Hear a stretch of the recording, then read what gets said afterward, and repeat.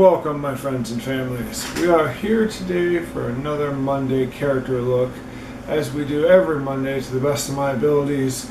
Today, I think we're going to discuss a day in the life. So, a day in the life is a technique that filmmakers use to show us kind of what the normal is, so that we can better place how the story we're about to view differs from what's normal. As a lot of things I think have value as cross media, I think this has a lot of value to us as either writers or even campaign writers for your tabletops, so your fiction writers and your campaign writers, and I would argue even your nonfiction writers could probably benefit from this. Establishing a normal day-to-day routine for your world helps us understand why what we're seeing is so special and so different. I don't think that enough people take that into consideration when they're making media. Just a few minutes, a half a chapter of what the normal day looks like, what these people act like in their normal day-to-day activities, really helps put some perspective into the rest of what's happening.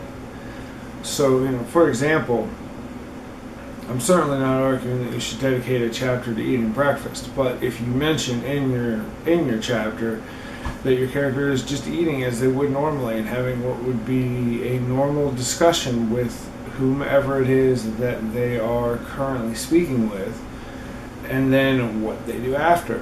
Are they the type of person that's kind-hearted and attempts to, thank the person that fed them? Are they arrogant and believe themselves superior and they eat only the finest of wares and only the finest of utensils?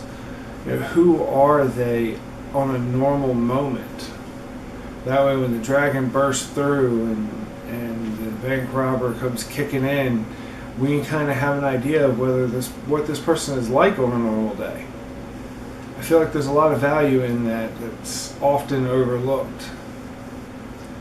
Another really good thing that comes from having an in the day of is just that it helps us, that baseline.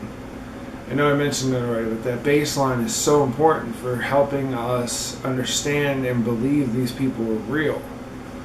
Because, if your person has mythical adventure after mythical adventure without any moments of real, normal, identifiable human moments, then no one's going to feel any kind of connection like that.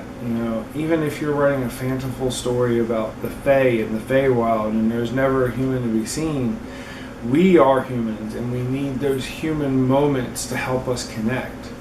So, in that example, if your Fae are out there being Fae and doing what Fae do, then have them have a few moments of something similar to what humans do. I think a lot of kids' cartoons understand this really well. Cartoons like SpongeBob or like the Troll cartoon, they have moments of normal human behavior for these creatures that are so not human. And I think there's a lot of value in that in literature as well, so that, if your characters are never human, how is your human audience going to connect with them? So even if you're writing the story of Gortek the Slayer who lives in the gladiatorial arena, you have to have a day of for him or her. Alright, well, that's my thoughts on that. I hope that you all have a fantastic rest of your Monday, and I will see you next time.